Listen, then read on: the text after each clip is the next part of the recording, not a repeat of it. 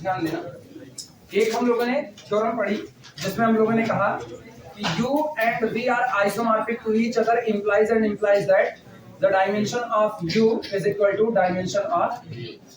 ऐसा कहा कि अगर एक वेक्टर स्पेस दूसरे वेक्टर स्पेस के आइसोमॉर्फिक है तो इनकी डायमेंशन बराबर होगी। उल्टा कहें, अगर डायमेंशन बराबर है तो दोनों एक दूसरे के आइसोमॉर्फिक हैं। अब एक पर्टिकुलर केस आता है, पर्टिकुलर केस में क्या किसी को ये पता है Vn ओवर f कौन है? Vn ओवर f कौन है? Collection of n tuples. ठीक है, ये कलेक्शन ऑफ n टपल है जहां सारी एंट्री कहां से आ रही है? फील्ड f से आ रही है। और ये बताओ इसकी डायमेंशन कितनी होती है? Vn ओवर f की n होती है, इसकी डायमेंशन n होती है। इसका मतलब पर्टिकुलर केस ये बना dimension of this is equal to n। अब अगर दुनिया में कोई भी वेक्टर स्पेस होगा और उसकी डायमेंशन कितनी होगी? n, तो वो किसके आइसोमॉर्फिक होगा? Vn over f। ये एक पर्टिकुलर केस है, ऊपर वाले से बना हुआ है। ठीक, अब हम इसको प्रूव करेंगे। मतलब हम एक वेक्टर स्पेस मानेंगे, उस वेक्टर स्पेस की डायमेंशन कितनी कह देंगे? n कहेंगे, और कहेंगे कि अगर वो उसकी डायमेंशन n है तो Vn ओवर f के कैसा होगा? आइसोमॉर्फिक होगा। क्लियर हुई बात है? यानी कल को अगर किसी वेक्टर स्पेस की डायमेंशन 3 हो गई, किसी वेक्टर स्पेस की डायमेंशन 3 हो गई और सामने वाला हमसे कहा कि क्या ये R3 ओवर R के आइसोमॉर्फिक है? जवाब होगा हाँ, आइसोमॉर्फिक, क्योंकि इसकी भी डायमेंशन कितनी है? 3, और ये 3 टपल का कलेक्शन है।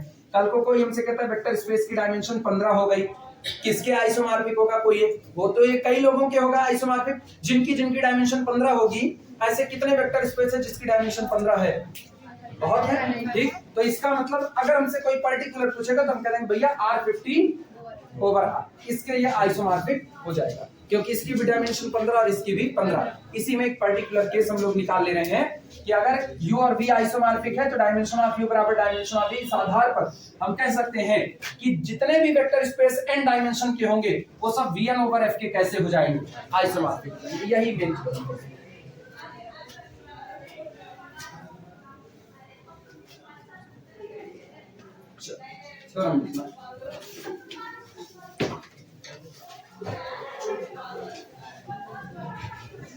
अच्छा, पुराने वाले उसमें एक तो नोट लगा दो, एक नोट लगा दो, जो पुरानी थ्योरम करना है उसमें एक नोट लगा दो। बोले, बोला जाए वाइल, नोट में लिखना while, WHILE, while, while proving the converse, while proving the converse. बोल हम दिए थे लेकिन फिर भी लिखा दे रहे हैं। वाइल प्रूविंग द कन्वर्स, जब हम ऊपर वाली थ्योरम का कन्वर्स पार्ट प्रूव कर रहे होते हैं, while proving the converse we have proved that while proving the converse we have proved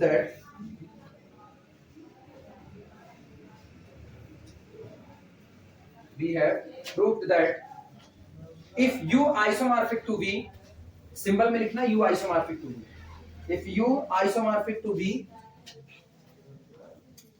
if u isomorphic to v, then isomorphism f, then isomorphism f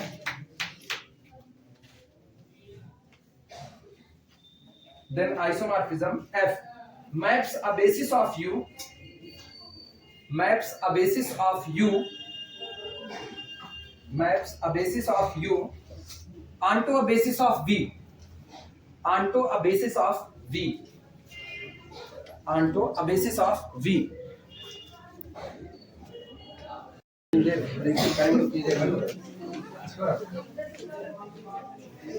और ये इंपॉर्टेंट है, टिक कर देना।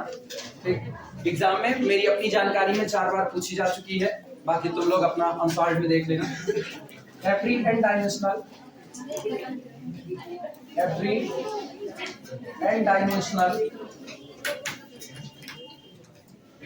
every n dimensional vector space, हाँ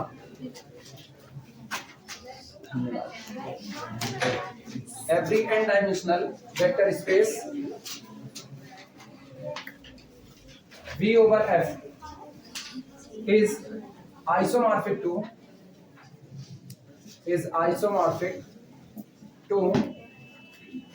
Vn/f। दुनिया में जितने भी n डायमेंशनल वेक्टर स्पेस होते हैं वो सभी के सभी Vn/f के आइसोमॉर्फिक होते हैं। सुनो, बहुत सीधा सा फंडा है। कैपिटल V अपनी मर्जी से एक वेक्टर स्पेस मानेंगे, ठीक, उस वेक्टर स्पेस की डायमेंशन हम लोग n मान लेंगे, क्योंकि ये कहा हुआ है ना, every n dimensional vector space, जितने भी आपके n डायमेंशन के वेक्टर स्पेस हैं वो Vn/f के आइसोमॉर्फिक बने रहेंगे। मुझको इसकी डायमेंशन पता है, इसकी डायमेंशन कितनी होती है n।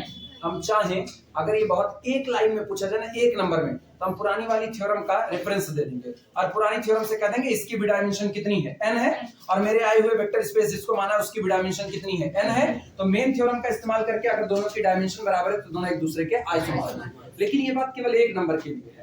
अगर यही आपको लॉन्ग में पूछा जाता है या 5 नंबर में पूछा जाता है तो आपको बाकायदा करके दिखाना पड़ेगा। करके दिखाने का मतलब है अब हम एक वेक्टर स्पेस अपनी मर्जी से मानेंगे, उस वेक्टर स्पेस की डायमेंशन n मानेंगे और उस वेक्टर स्पेस को इसके आइसोमॉर्फिक दिखाएंगे। और आइसोमॉर्फिक दिखाने का मतलब मुझको अपनी मर्जी से फिर एक मैपिंग को बनाना पड़ेगा। एक मैपिंग हम बनाएंगे, चालाकी से मैपिंग बनाई जाएगी, सोच करके हाँ ऐसा ऐसा होता है तो मैपिंग हो जाएगी, और उसके बाद हम दिखा देंगे कि वो मैपिंग 1-1 है, ऑन्टो है और होमोमॉर्फिज्म है। अगर वो मैपिंग 3 शर्तें पूरी कर गई तो वही मैपिंग कौन हो जाएगी, आइसोमॉर्फिज्म हो जाएगी। बस यही थीम होगा इसका। शुरुआत करेंगे, कैपिटल V एक वेक्टर स्पेस मान लेंगे और उसकी डायमेंशन n मान लेंगे, और तुरंत सामने आएगी एग्जिस्टेंस थ्योरम। एग्जिस्टेंस थ्योरम कहेगी कि अगर इसकी डायमेंशन n है तो इसके पास एक बेसिस जरूर होगा, और वो बेसिस हम मान लेंगे α1, α2, α3 so on αn। चलो लिखना इसी बात को। प्रूफ,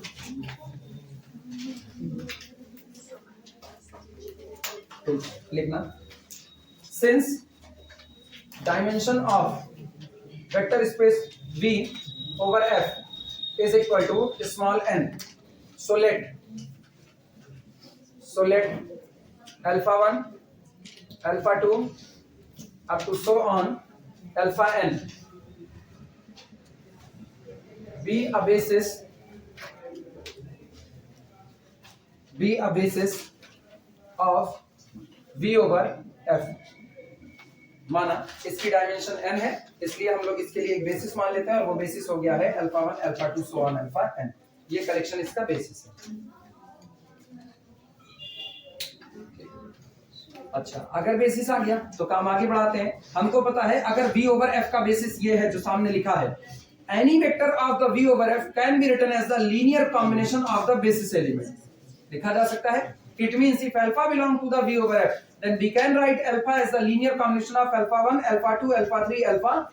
क्योंकि बेसिस के अंदर ये दमदारी होती है कि वो अकेले ही पूरे वेक्टर स्पेस को जनरेट कर सकता है, तो उसके किसी भी मेंबर को भी जनरेट कर सकता है। लिखना, this implies that for any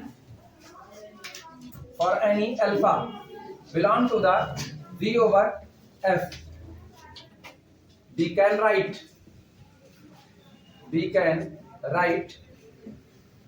alpha is equal to. लेकिन ये बताओ, जब आप किसी वेक्टर को बेसिस एलिमेंट का लीनियर कॉम्बिनेशन लिखोगे तो आपको और किसकी जरूरत पड़ेगी, कोफिशिएंट की। वो कहां से आएंगे, फील्ड से आएंगे।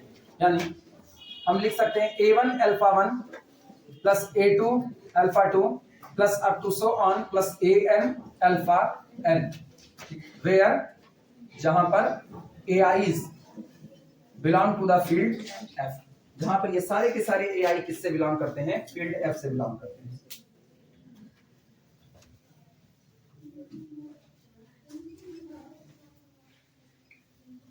किसी भी एलिमेंट को, सारी थ्योरम एक दूसरे से कनेक्टेड है, बस खाली तुम पीछे वाली बात अपने आप से सोचते हुए चलना।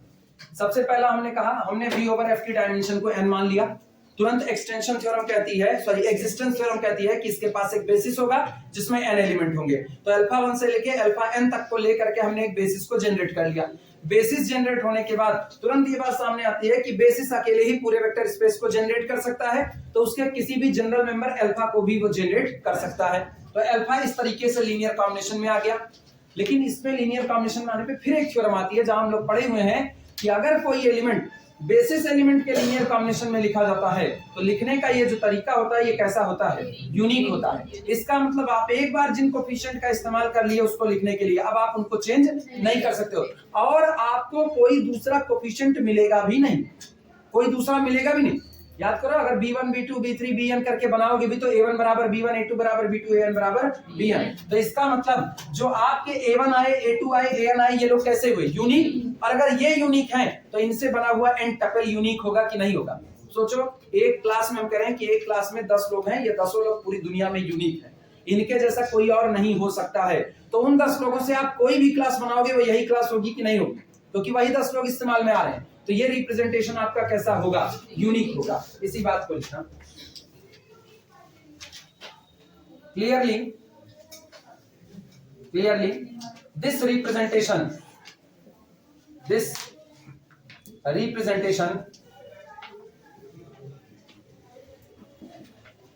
Is unique.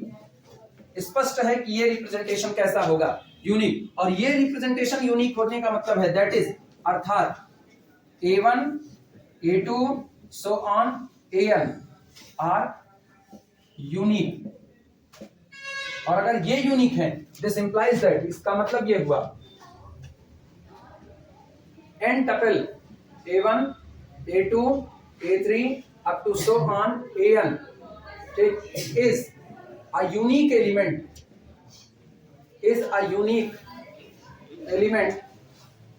of, बोलो ये n टपल किसका एलिमेंट होगा? Vn ओवर f का। Unique element of Vn over f। तुमको एक नजर इस पे दौड़ाओ तो ये दिख रहा होगा मैपिंग क्या करवाने वाले हैं। सोचो, हम पहले क्या किए, अल्फा को इस तरीके से लिखे और अल्फा के ही कोफिशिएंट को उठा करके एक n टपल बनाए। अल्फा के ही कोफिशिएंट को उठा करके एक n टपल बनाए और वो n टपल किस में बैठ गया है? Vn ओवर f में। इसका मतलब हम मैपिंग ये करने वाले हैं when f operated on alpha then image becomes this n tuple। और ये n tuple में जो कांस्टेंट भरे हैं वो वही कांस्टेंट है जिनका इस्तेमाल करके आप अल्फा को अल्फा 1 अल्फा 2 अल्फा n के लीनियर कॉम्बिनेशन में रखे हुए थे। अब सोचो, हर बार आपको ये मैपिंग वेल डिफाइंड होने का तरीका है। मैपिंग वेल डिफाइंड कब होगी? जब आप एक एलिमेंट को रिप्रेजेंट करने का एक ही तरीका पाओगे, एक से ज्यादा नहीं पाओगे। सोचो, हमने अल्फा को लिखा यूनिक वे में अल्फा 1 अल्फा 2 अल्फा n के लिए हमको A1 A2 An की जरूरत पड़ी। उन्हीं A1 A2 An को लेकर के हम एक टपल बना लिए कि नहीं बना लिए? अब ये बताना, अगर कोई दूसरा मेंबर अल्फा डैश उठा लिया तो उसके लिए हमको कोफिशिएंट लगेंगे B1 alpha 1 plus B2 alpha 2 plus Bn alpha n बने। तो क्या फिर आपको एक टपल मिल गया कि नहीं? कौन सा? B1 B2 B3 Bn, फिर से टपल मिल गया। और सोचो, अगर हम कोई और वेक्टर लेकर के आए फिर एक टपल बनेगा कि नहीं? हर बार आप एक एलिमेंट उठाओगे, हर बार आप उसको लीनियर कॉम्बिनेशन में रखोगे, हर बार एक टपल पैदा होगा और एक ही टपल बनेगा, दूसरा नहीं। क्योंकि इसको इस तरीके से लिखने का तरीका कितना है? एक। तो आपको टपल भी कितना मिलेगा? एक। मैपिंग वेल डिफाइंड होगी कि नहीं? बस ये मेरा मेन। अब यही मैपिंग बनाना है, पहले इतना लिख लो।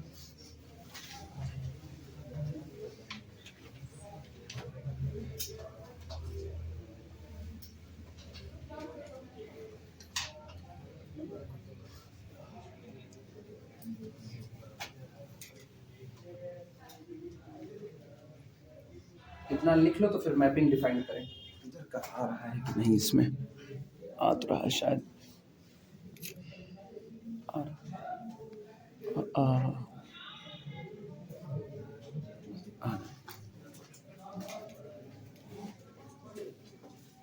डिफाइन करें मैपिंग। सब लोग लिख चुके हो तो मैपिंग डिफाइन। अच्छा लिखो।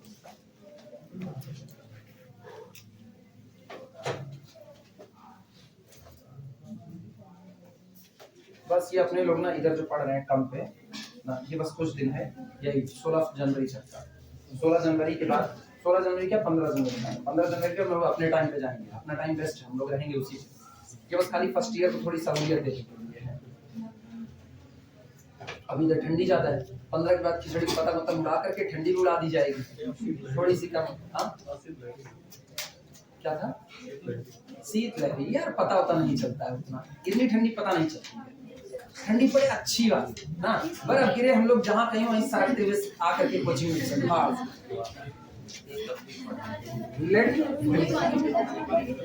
Let's see the mapping from V over F to Vn over F। लिखो, अब हम एक मैपिंग को डिफाइन कर रहे हैं जो V over F से काम करेगी किसके बीच में? Vn over F के बीच में। किस तरीके से डिफाइंड होगी वो देखना। बी डिफाइंड बाई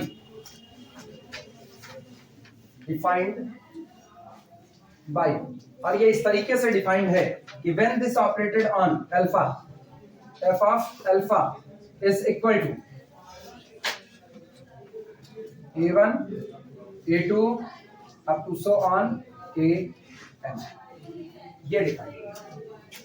अच्छा, जिनको ये लगा हम भूल जाएंगे कैसे इसको डिफाइन कर लिए, वो लोग ऐसा भी लिख सकते हैं, दोनों लोगों के लिए रास्ता है। सुनो, चाहे तो ऐसा लिखो, हाँ, अथवा ऐसा डिफाइन करना, f of alpha is equal to, f of alpha को क्या लिखे हो, a1 alpha 1 plus a2 alpha 2 plus up to so on plus an alpha n, ये हुआ। और बराबर इमेज देखो क्या बनाएगा, इमेज में यही जो आगे कोफिशिएंट है इन्हीं को उठा करके एक ऑर्डर्ड एन टपल बना लेगा, a1 a2 up to so on an। Mapping ही तो है, मैपिंग तो आप अपनी मर्जी से बना सकते हो, बना दिए एक मैपिंग अपनी मर्जी से। अगर ये मैपिंग 1 1 ऑन्टो होमोमॉर्फिज्म हो गई तो यही आइसोमॉर्फिज्म है, और आपके द्वारा डिफाइन की गई मैपिंग क्लियर हो चुकी है यहाँ पर कि दोनों लोग आइसोमॉर्फिक हो गए। नहीं हुआ तो कोई और तरीका बनाएंगे, किसी और तरीके से लिखा जाएगा, लेकिन हो जाएगा इतने से।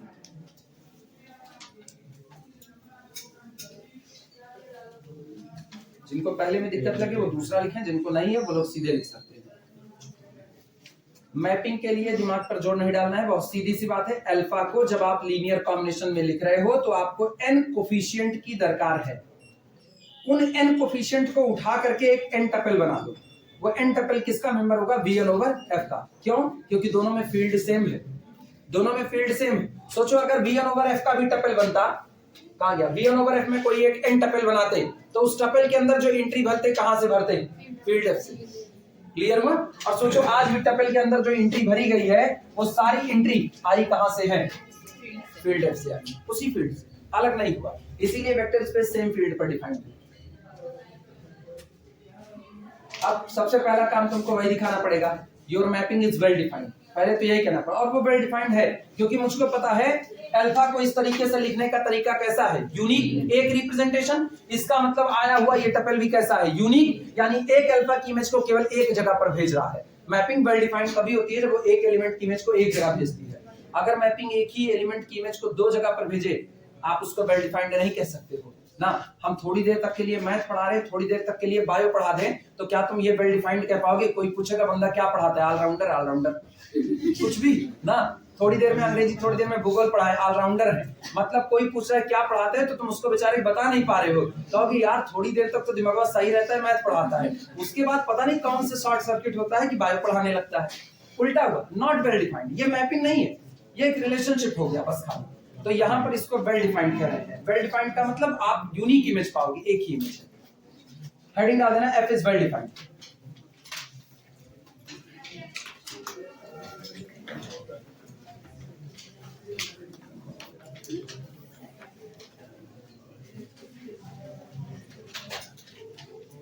हेडिंग है F is well defined.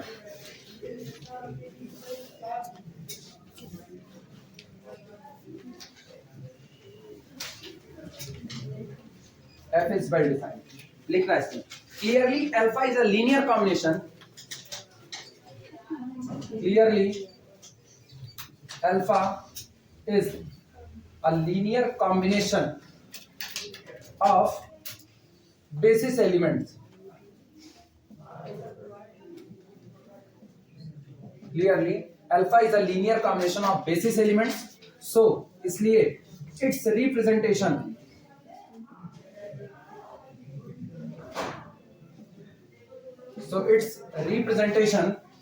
must be unique.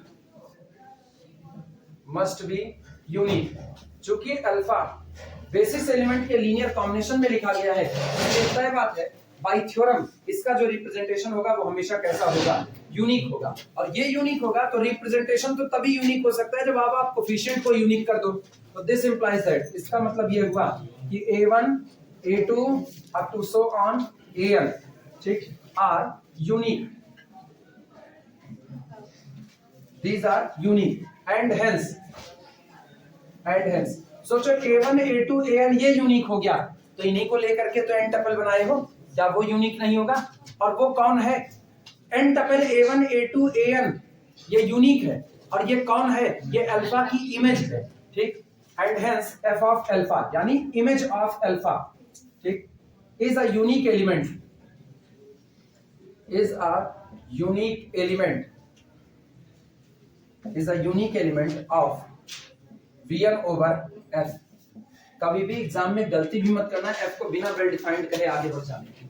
F को जब तक वेल डिफाइंड नहीं कहोगे तब तक मान के चलो तुम अपना नंबर काटने पिटवाने के लिए तैयार बैठे हो, वो कटेगा कटेगा। क्योंकि आप कोई मैपिंग अपनी मर्जी से डिफाइन करो, जब तुम कोई बात खुद कहते हो ना तो आपको सामने वाले को ये कहना पड़ता है भैया जो हमने कहा ये वेल डिफाइंड बातें हैं, ये ऐसा नहीं हो सकता कि आप इसमें कहीं पर कंफ्यूज हो। कोई तो किसी को तुम रास्ता बताओ और वो रास्ता बताते वक्त तुम खुद कंफ्यूज हो, वो कहे कि पांडे जी का घर कहाँ पर है, तुम कह रहे हो ऐसा है, वो जरा पूरब की तरफ 2 किलोमीटर चले जाइएगा, शायद पश्चिम घूम करके आपको मिल जाएगा। अब तुम शायद लगा रहे हो, जान गया तुम कितने पानी में हो, ठीक है तुम्हारी बात तो मानने नहीं है, क्योंकि तुम कह रहे हो 2 किलोमीटर पूरब की तरफ चले जाइए और उसके बाद पश्चिम घूम जाइए, तो बेचारा पश्चिम से ही पूरब की तरफ गया हुआ है, उसके बाद उसको घूम करके वहीं और पीछे कहाँ तुम्हारी बात मानेगा।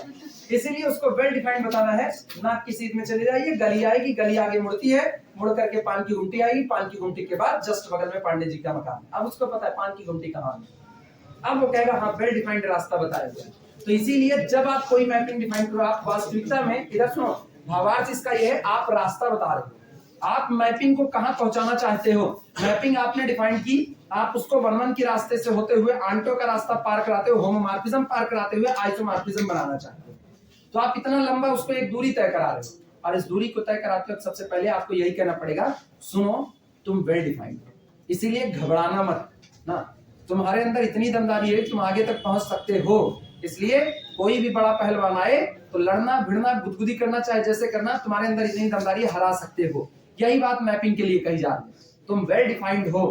जब तक बंदा आप उसको ये नहीं कहे आप वेल डिफाइंड हो, तब तक वो 1-1 दिखाते वक्त भी कंफ्यूज रहेगा, पता नहीं हम 1-1 दिखा रहे हैं वेल डिफाइंड है कि नहीं। अपना सवाल जब तुम लगाते हो और उसका आंसर ना बताया जाए तो तुम सोचते हो लगा तो हम लिए, पता नहीं मेरा सवाल सही है कि नहीं सही है। लेकिन अगर तुमको सारे लॉजिक पता है, तुमने कौन कौन से लॉजिक लगाए हुए हैं, तो तुम कहते हो कंफर्म है यार एक भी लॉजिक ऐसा नहीं है जिसको हम इधर उधर लगाए हुए हैं, सारे लॉजिक मुझको पता है, ये आंसर हमेशा कैसा होगा, सही होगा। क्लियर हुआ?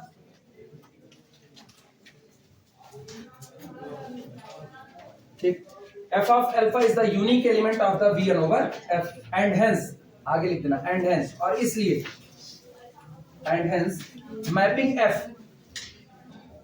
and hence mapping f is well defined,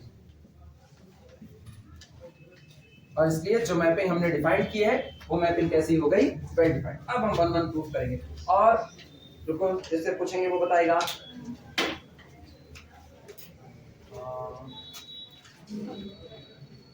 तुम हाँ हाँ तुम मास्क और टोपी एक साथ। हाँ ये बताना 1-1 के लिए शर्त क्या होती है, 1-1 की शर्त क्या है। अगर हम कहें मैपिंग 1-1 है तो उसके लिए शर्त क्या होगी। नहीं पीछे मत देखना, पीछे नहीं, तुमको ये बात याद होनी चाहिए। मैपिंग 1-1 है, इसके लिए शर्त क्या होगी। बगल मैपिंग 1-1 है, हाँ इसके लिए शर्त क्या, डोमेन की इमेज कोडोमेन में। दुनिया में हमेशा डोमेन की इमेज कोडोमेन में ही जाती है, अगर मैपिंग है तो वो डोमेन की इमेज को कोडोमेन में ही भेजेगी। ठंडी के साथ दिमाग बंद हो रहा है ना, पत्ता जला देंगे दिमाग में, इसलिए सही सलामत रखो। बैठो, चिल्ला चिल्ला बताएं उसके बावजूद भी अभी हालत ये है ना, मतलब हम खाली पूछ रहे इस क्लास में, हमको पता चल जाता है हम कितने पानी में हैं ना। अपने पढ़ाते हैं अल्लाह करके 20 एग्जाम्पल लेकर के सोचते हैं आप तो समझ आ ही गया होगा, पूछने के बाद पता चलता है कुछ नहीं समझ में आया है। अच्छा 2 लोग इधर से होगा, अब इधर से बराबरी करें 2 लोगों की। नेहा मौजूद है नहीं, इवनिंग बैच में शामिल है वो, बोलो कंडीशन बोलो।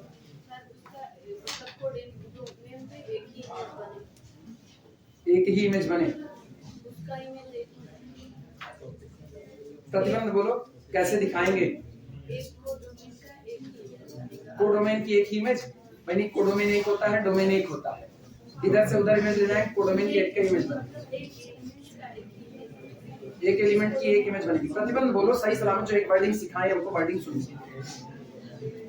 एक एलिमेंट की एक इमेज बनेगी, ये तो ठीक है, 1 1 की यही शर्त होती है। इधर एक एलिमेंट चुनोगे एक चुनोगे तो एक चुनोगे तो एक, ये सही है। दिखाते कैसे हैं, क्या मान के शुरू करेंगे, क्या मान कहां पर खत्म करेंगे?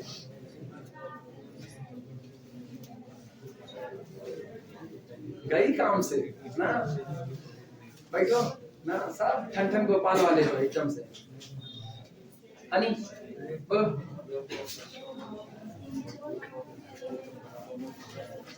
क्या क्या क्या? इक्वल इमेज और गए काम से, बैठ जाओ ना, तो उधर दो इधर गए काम से। अब तीसरा उठाते हैं, अब वीडियो लोग यार बहुत बेइज्जती होती है मेरी खुद की। चलो 1 1 दिखाते हैं। Equal images give equal element, और कुछ शर्तें वर्तें याद रखो ना, इस तरीके से बंजर दिमाग मत खेती करो ना, ये खतरनाक काम है। हम इधर वाले हिस्से में पूछ लेते हैं तो थोड़े जवाब मिल जाते हैं, पिछवा जैसे जैसे हम जाते हैं पिछवा कुछ लोगों को छोड़ दो तो उसके बाद फिर जवाब गायब हो जाता है। बस पीछे ना, खाली पीछे तुम लोग ऐसे बैठे हो जैसे लग रहा है कि बस पूरे चावल से भरे हुए ड्रम में 2-4 दाना दाल छिड़क दी गई, बस वैसे ही तुम लोग मौजूद हो जवाब देने वाले लोग। ये गड़बड़ हरकतें हैं, और इतना डीपली पढ़ाने के बाद भी अगर तुम लोग नहीं बता सकते हो तो वास्तविकता फिर कुछ नहीं सीख सकते। एडिंग डालना, f is 1 1, f is 1 1। चलो दो एलिमेंट की इमेज को बराबर मानो, हम अल्फा और बीटा की इमेज को बराबर मान लेते हैं। ठीक, लिखना let vector alpha is equal to, अच्छा पहले तो अल्फा को बेसिस और बीटा को बेसिस एलिमेंट का लीनियर कॉम्बिनेशन लिख डालो। Let alpha is equal to a1 alpha 1 plus a2 alpha 2। हम सोचे तो हम सीधे f ऑफ अल्फा बराबर f ऑफ बीटा लिखेंगे, लेकिन तुम लोगों को कंडीशन देख के लग रहा है हमको कुल लिखना पड़ेगा, वही ज्यादा बेहतर है। Plus so on plus an alpha n। Vector beta is equal to b1 alpha 1 plus b2 alpha 2 plus up to so on plus bn alpha n, both belong to the, किससे बिलोंग करेगा बोलो? b over f। ठीक, such that, और ये इस प्रकार है कि f ऑफ अल्फा बराबर है किसके? f ऑफ, हम क्या करते हैं, हम अपने डोमेन का दो मेंबर अल्फा और बीटा चुन लेते हैं, और हम कहते हैं ये दोनों मेंबर ऐसे हैं कि इन दोनों की इमेज आपस में कैसी होती है? बराबर। अगर मेरी मैपिंग 1 1 है तो equal images give equal element, यानी अल्फा और बीटा की इमेज बराबर होने का मतलब है अल्फा और बीटा का आपस में क्या हो जाना? बराबर हो जाना। आओ मैपिंग अप्लाई करते हैं। दिस इंप्लाइज दैट, बोलो जब f अल्फा पर ऑपरेट करेगा कुछ नहीं करेगा, एक टपल पैदा करेगा, जो टपल वो पैदा करेगा उस टपल के अंदर में जितने लोग रखे गए हैं वो यही कोफिशिएंट रखे जाएंगे कि नहीं? यानी कि कौन बनेगा बोलो? a1 a2 सो ऑन कितना an, ये बना। और जब बीटा आएगा, बीटा पर f ऑपरेट करेगा फिर एक टपल बनाएगा, वो टपल कौन होगा? b1 b2 सो ऑन, क्योंकि हमने मैपिंग ही ऐसे डिफाइन की है। क्लियर हुआ? और दो टपल कब आपस में बराबर होते हैं? दो टपल तब बराबर होते हैं जब उनकी करस्पॉन्डिंग एंट्री आपस में कैसी हो? बराबर। यानी दिस इंप्लाइज दैट, बोलो a1 बराबर b1, a2 बराबर b2, इस तरीके से चलते हुए सो ऑन an बराबर। अच्छा जब ये बराबर हो गया तो अब गौर करो, यहाँ b1 नहीं, यहाँ क्या लिखा है? a1, यहाँ क्या लिखा है? यहाँ क्या लिखा है? तो ये तो ऊपर वाला लिखा है, तो बीटा बराबर अल्फा हो गया कि नहीं हो गया? यानी दिस इंप्लाइज दैट, इसका मतलब हुआ a1 alpha 1 plus a2 alpha 2 plus up to so on plus an alpha n बराबर बैठेगा किसके? b1 alpha 1 plus b2 alpha 2 plus up to so on plus bn alpha n। और मुझको पता है दुनिया इसको किस नाम से जानती है? अल्फा। और इसको तो अल्फा बराबर कितना आ गया? बीटा। सोचो equal images give equal element, this implies that f is 1 1। अरे तुम लोग ना वो लाइन पढ़ ले, तो हम नहीं, खतरा नहीं बोल देंगे। तुम लोग प्रतिबंध ही भूल जा रहे हो तो हम क्या करें? Here equal images, here equal images give equal elements, this implies that f is 1 1। अच्छा ये बताओ तुम लोगों के साथ दिक्कत क्या है? हम तेज पढ़ा रहे हैं ये दिक्कत है, या तुम लोग दोहरा नहीं रहे ये दिक्कत है, या तुमको समझ नहीं आ रहा? कौन सा? दोहरा नहीं रहे, दूसरा वाला दोहरा नहीं रहे। हम तेज पढ़ा रहे हैं तो तुम लोग दोहरा नहीं रहे ना, तब अब ऐसे कैसे काम चलेगा?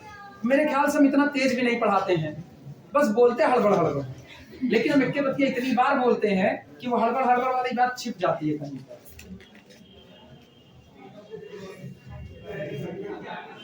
एक थ्योरम 1 घंटा समझाते हैं तब ये कंडीशन है, या तो आप सोचे एक्सपेरिमेंट चेंज करें, अब एक थ्योरम 5 मिनट समझाएं तब देखें क्या हाल है ना, एक्सपेरिमेंट को चेंज किया जाए।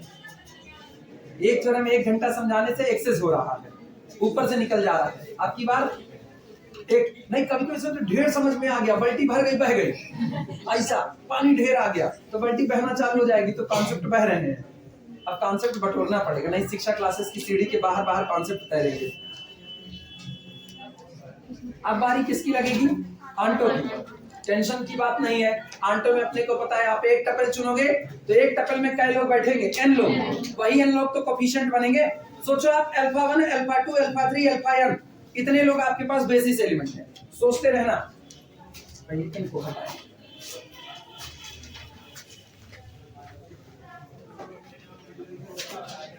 दिमाग चलाना। एक तरफ हमने एक टपल पकड़ा A1, A2, A3 up to so on AN, ये टपल किसका होगा?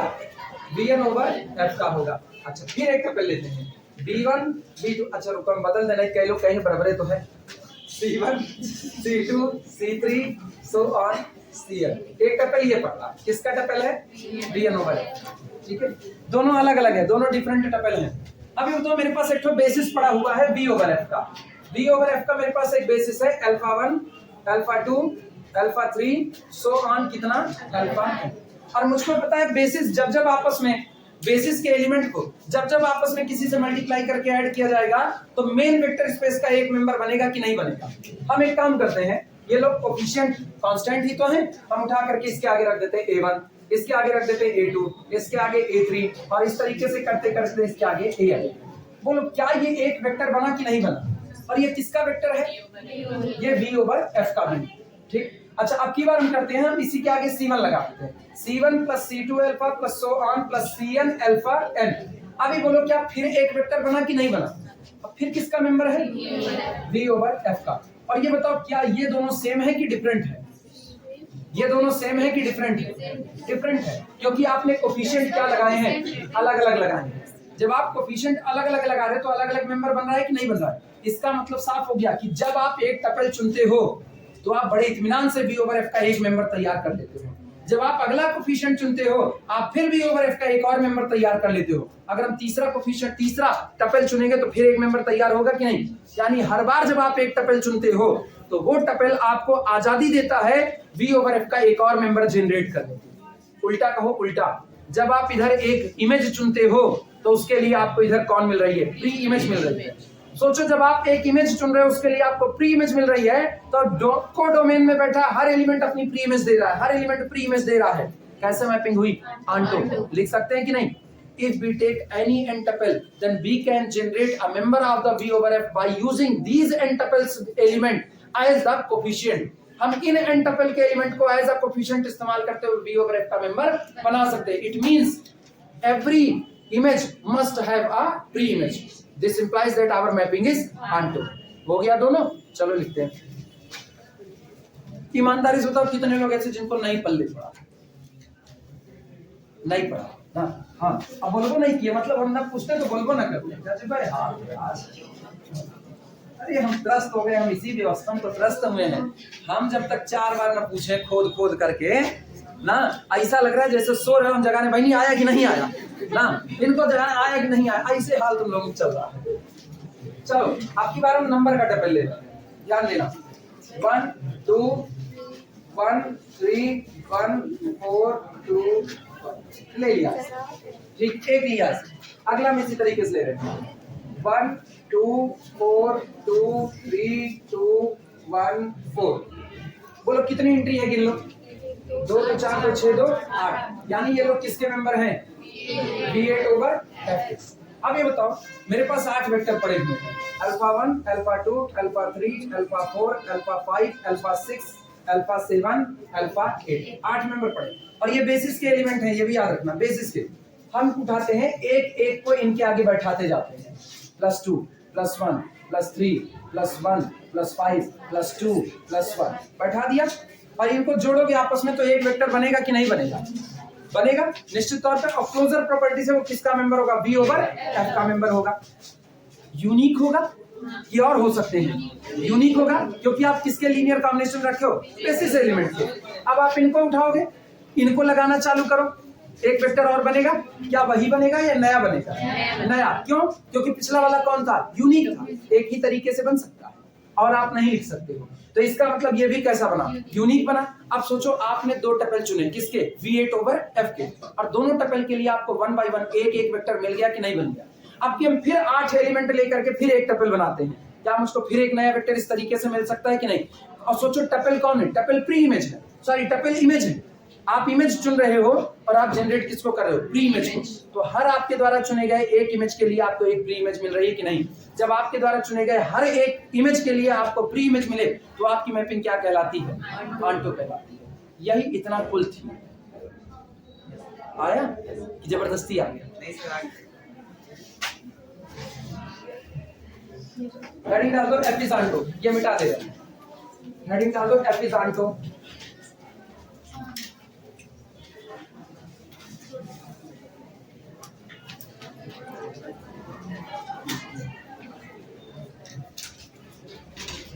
F is onto लिखना है इसको।